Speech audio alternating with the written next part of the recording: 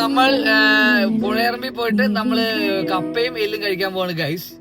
Okay guys, ഈ ആന്റിക്ക് gas ആണ് ഗൈസ്, അതുകൊണ്ട് കപ്പ കഴിക്കാൻ പറ്റില്ല ഗൈസ്.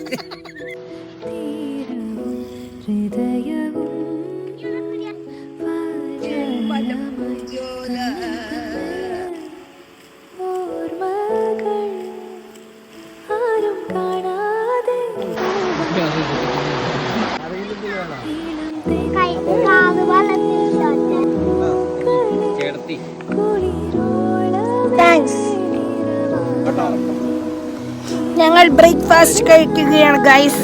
അതായത് ഇവിടെ ആരും ഇത്